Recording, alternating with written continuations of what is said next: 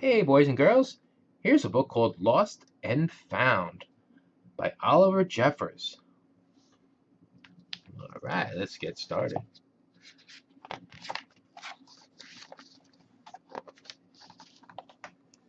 Once there was a boy who found a penguin at his door. Yeah, there's the little penguin. The boy didn't know where it had come from, but it began to follow him everywhere. The penguin looked sad, and the boy thought it must be lost. So the boy decided to help the penguin find his way home. He checked in the Lost and Found office, but no one was missing a penguin.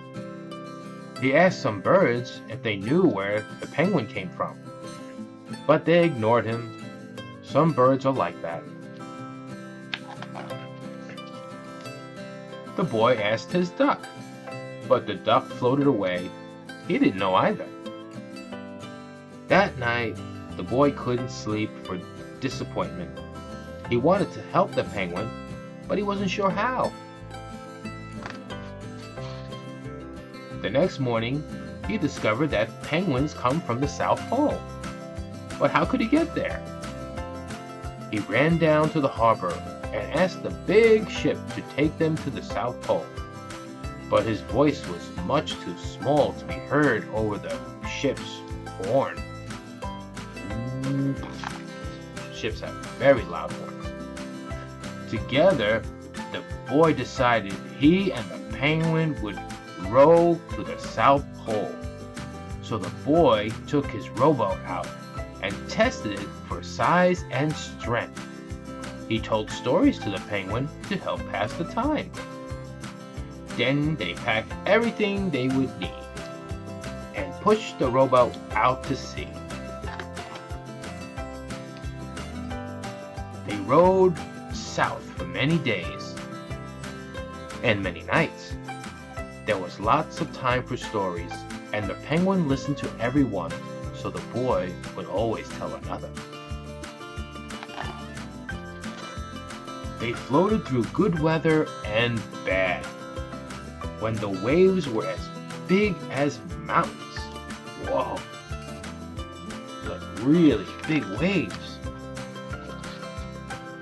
Until finally, they came to the South Pole. The boy was delighted, but the penguin said nothing. Suddenly, it looked sad again as the boy helped it out of the boat. Welcome to the South Pole. Then the boy said goodbye and floated away. When he looked back, the penguin was still there, but it looked sadder than ever. It felt strange for the boy to be on his own.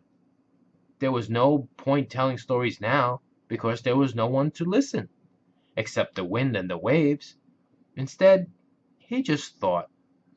And the more he thought, the more he realized he had made a big mistake. The penguin hadn't been lost. It had just been lonely. Quickly, he turned the boat around and rowed back to the South Pole as fast as he could. At last, he reached the pole again. But where was the penguin? The boy searched and searched, but he was nowhere to be found. Sadly, the boy set off for home. But then the boy saw something in the water ahead of him. Closer and closer he got, until he could see. The penguin! Yay!